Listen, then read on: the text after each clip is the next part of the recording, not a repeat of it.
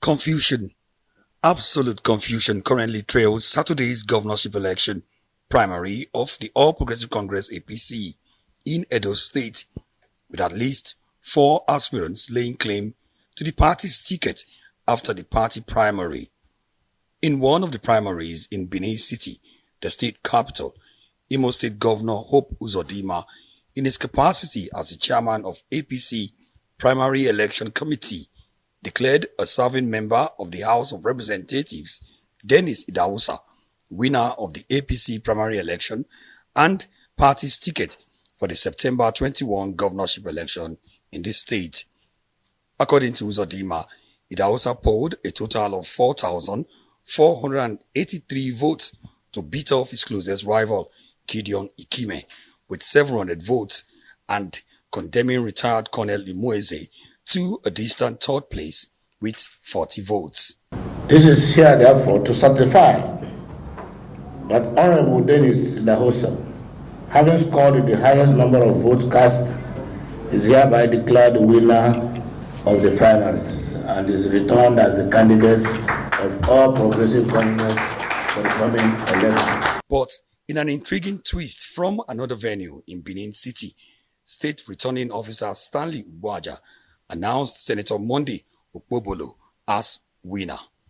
Ugboaja said, as a state returning officer, he is the only person who has the powers to make such declaration.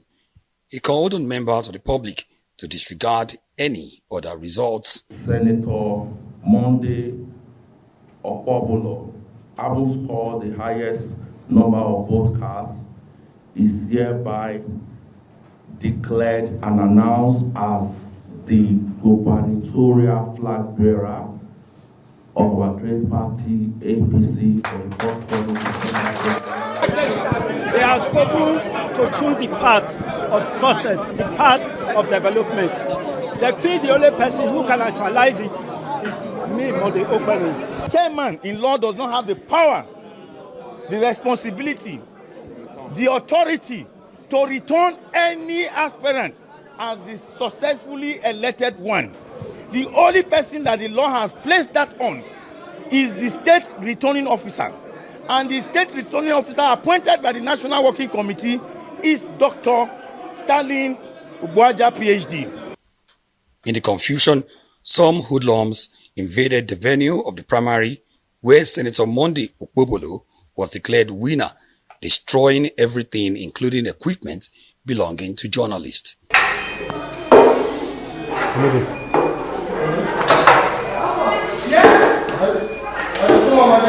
The crisis rocking the outcome of the APC governorship primary election in Edo State worsened after a group of APC stakeholders called on the party's national chairman, Abdullahi Umar Ganduje, to disregard the declaration made by Governor Hope Uzodinma, asking the party to back Amenero Dekeri as the authentic candidate of the party.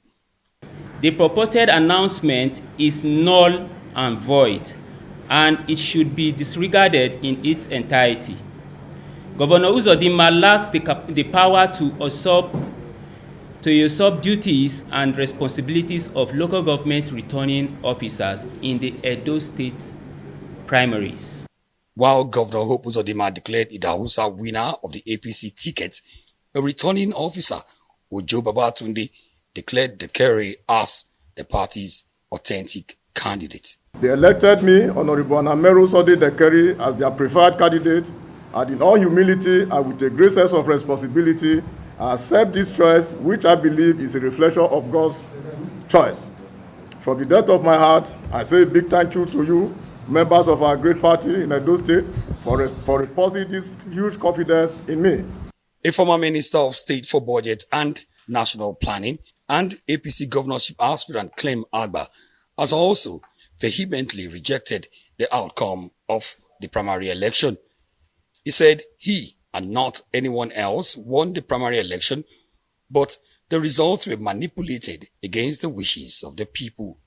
With this kind of outcome, with aspirants claiming victory to the party's ticket, the All Progressive Congress APC in Edo State is clearly heading for fresh crisis in the state. Omo That's why Arise News. Okay, let's join Liborous Oshoma from our London studios on the confusion in the APC. Very good evening to you, Liborous. I mean, this is one big crisis that just may blow over and probably affect the All Progressives Congress in the governorship election in November.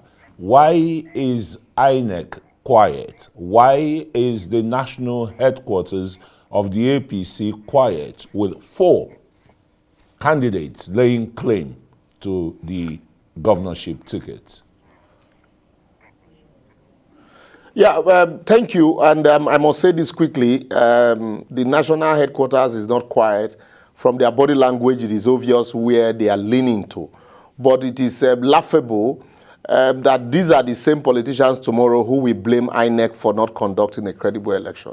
Just primaries within the party, and we see that we see what it has turned to conduct a credible primary, to even announce the results.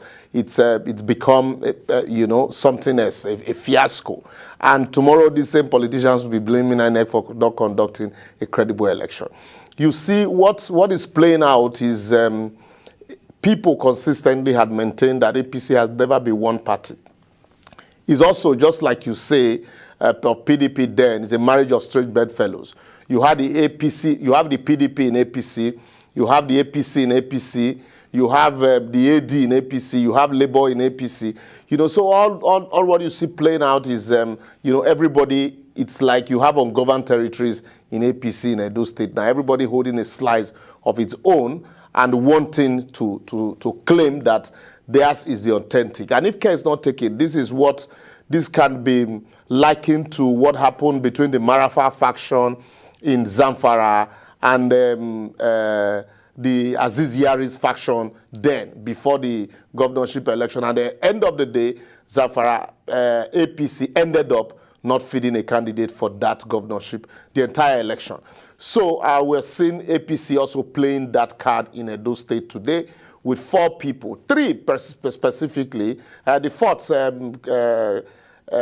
Prince Clement Agba, says that the process had been manipulated, that is not a reflection of the outcome of the election, and so that he is going to, follow due process to channel their grievances. Others are laying claim. You have the Hope Uzodinma announced result. You have the Dr. Waja's announced result. And then you have the local government coalition stakeholders announced result. The question now is, one would wonder who is the authentic candidate in APC. These are not factional primaries that were conducted. These are primaries that was conducted by all the parties. What the issue at stake here is that what is the outcome of that primaries as results were coming from the local government.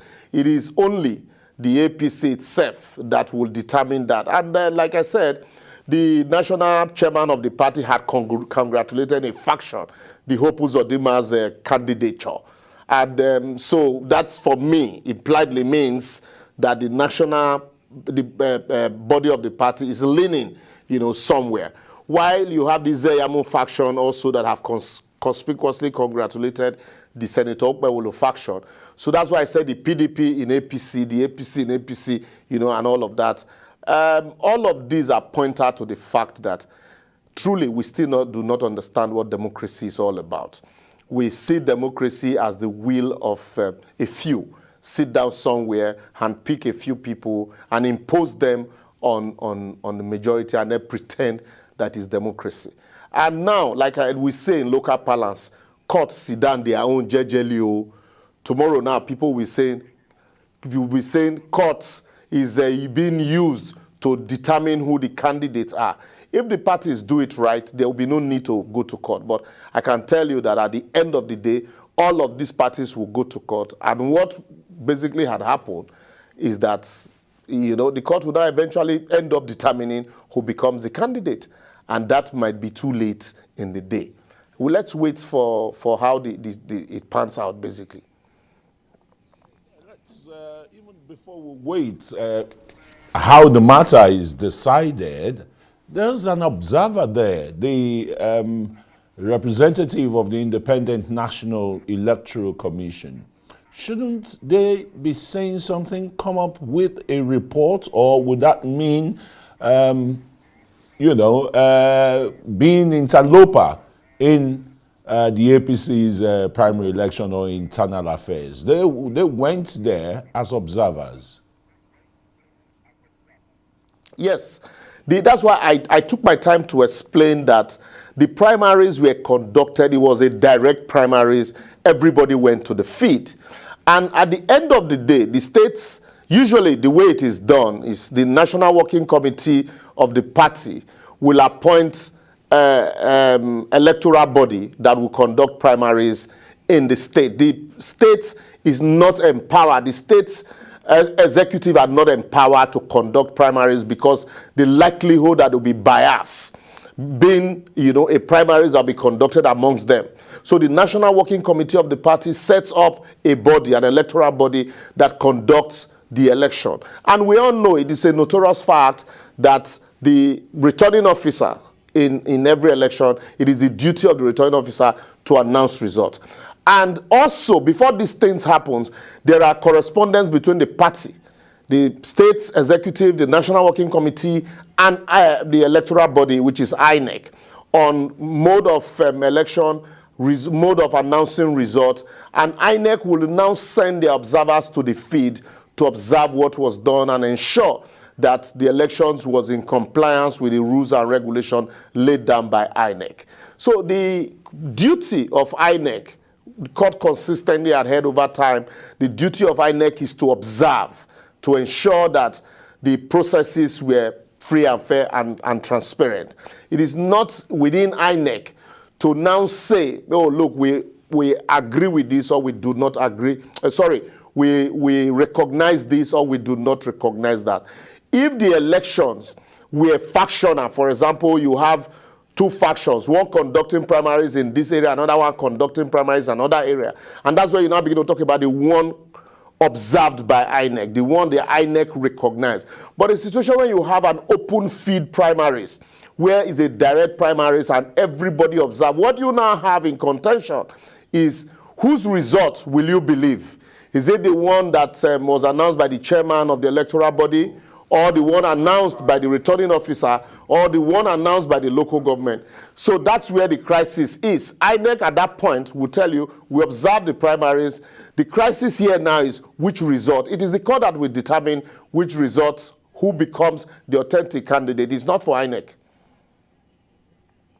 The reports we're just getting now, Liborous, from the headquarters of the All Progressive Congress, is that Hope Uzodinma, the chairman of the local organizing committee of the APC governorship election in Edo State, is the only one recognized and empowered to announce the results. Do you see any contradiction here? The way, from the next own, returning officer and other members of that committee? Constitutionally, returning officers are empowered to announce, to make a return of an election. That is why they are called returning officer.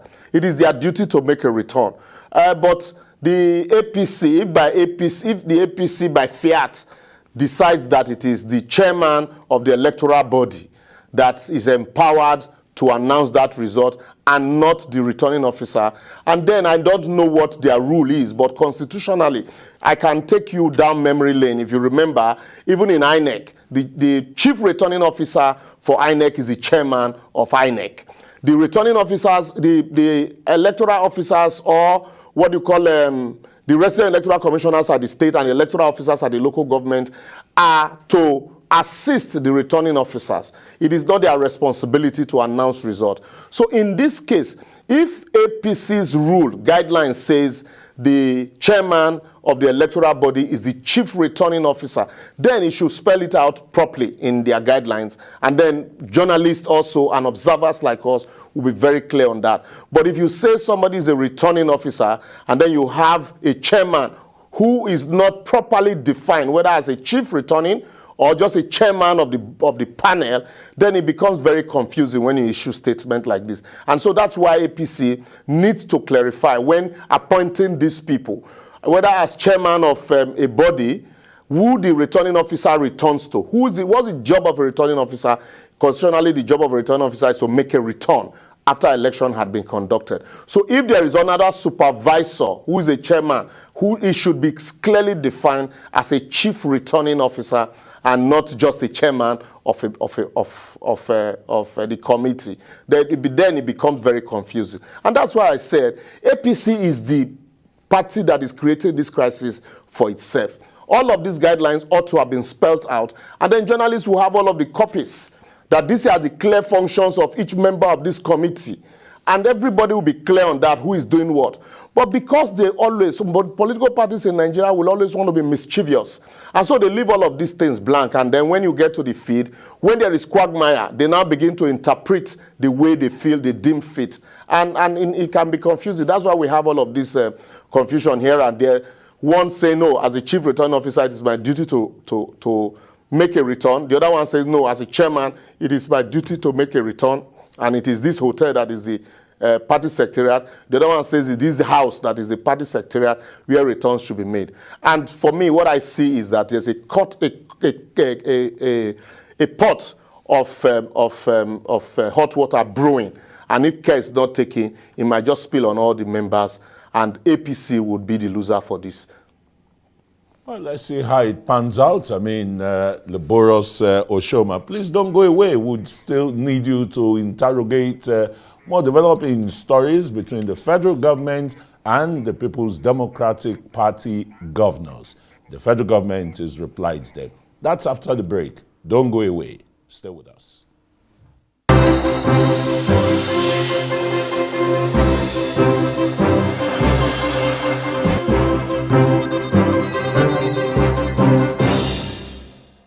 All right, we're still having our London studios Liborous Oshoma. He's a lawyer and an analyst. Liborous, I mean, quite a number of developing stories there. The APC fired back its own salvos too at the PDP governors whom they accused are going home with humongous money arising from the fuel subsidy removal.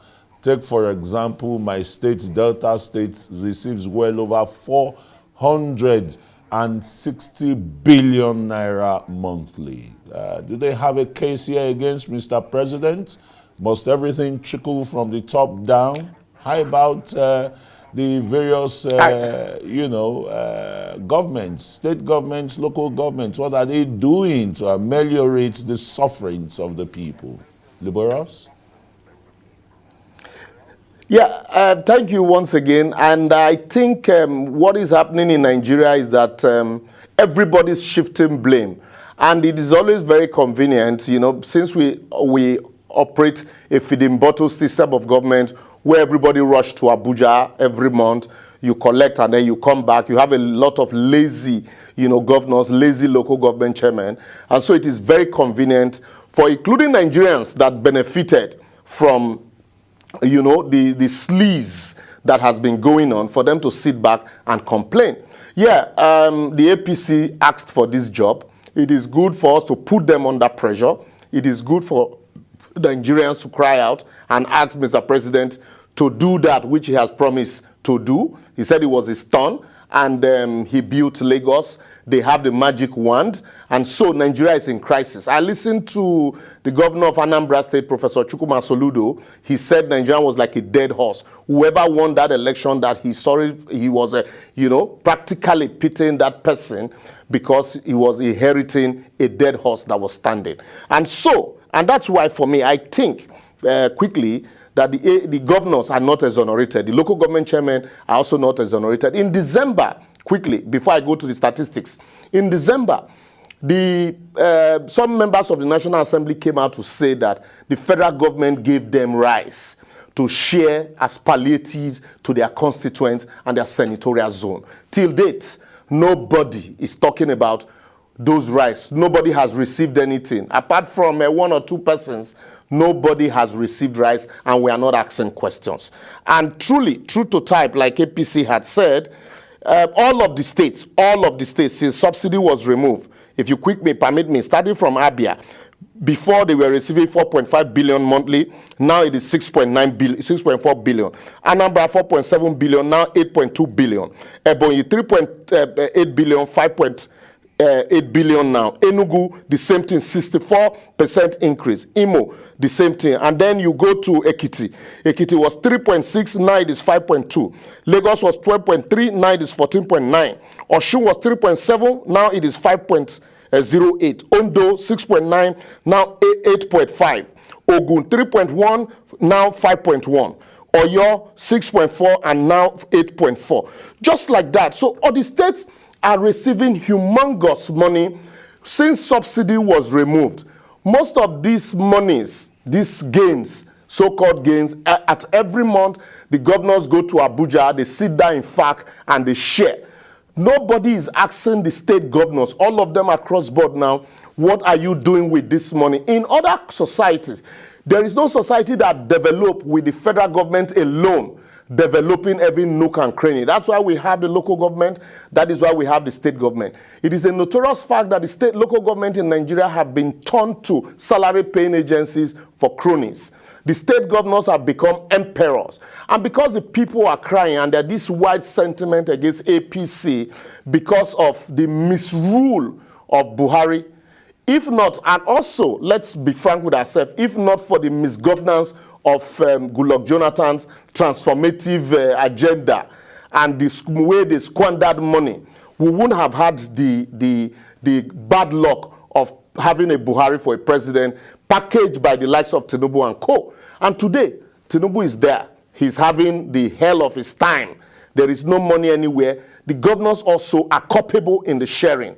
The governors also are making money. They've been accused of just collecting FAC allocation and changing it to dollars and hoarding them. I dare the governors of Nigeria to come out and say and disprove this. So it is convenient for some persons to sit down in the comfort of a conference room and say, yes, Mr. President, you cannot do it enough. All of them, not just Mr. President, all the governors, apart from a few, and Mr. President, if they cannot do it, let all of them resign. Let them all ship out instead of this ping pong that they are playing with the lives of Nigeria. So, because if you go further, quickly, permit me, if you go further, look at Benue.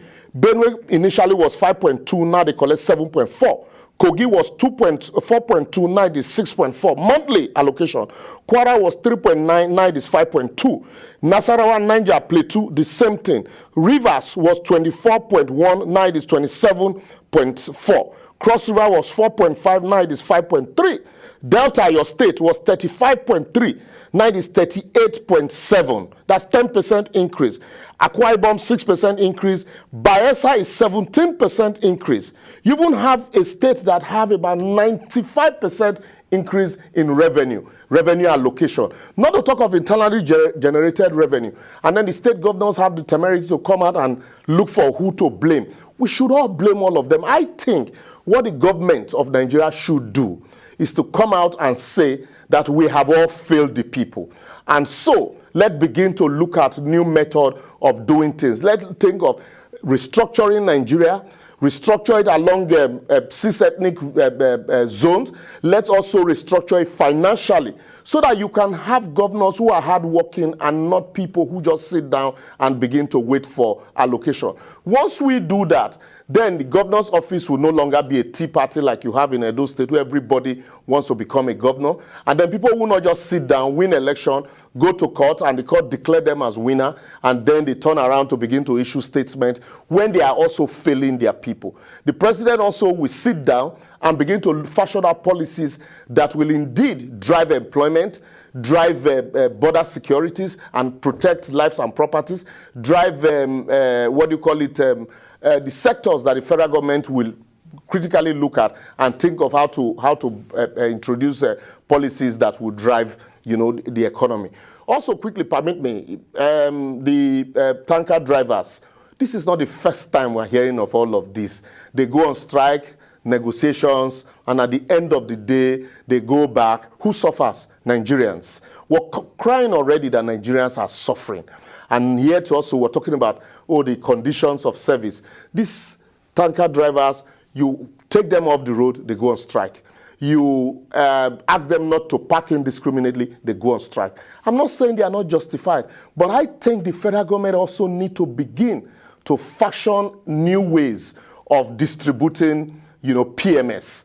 We had pipelines consistently. If you go to Aramco, even the Brazil that the president had gone to now, how pipelines are protected is not the archaic method that we are using. They're using electronic method to protect pipelines. Till date, you build, you refurbish Kaduna refineries, the pipeline that is going to carry crude from Niger Delta to Kaduna are corroded. Nobody's discussing all of those things. And so we are at the mercy of tanker drivers, indiscriminate tanker drivers everywhere. I think there's a need for a collective stakeholders discussion on this area so that we can't consistently be at the mercy of some persons. And once, they sneeze, the entire country will be catching cold. Well, Liborous, you situate it as if there is not just a systemic failure, but a failure of the people to question authorities, to direct their inquest on how their lives or economies are being run. But we don't seem to see that. Is it because of some intellectual poverty or poverty of the mind, or the people are just too hungry and subjugated that they cannot challenge authorities? I want to quickly say this.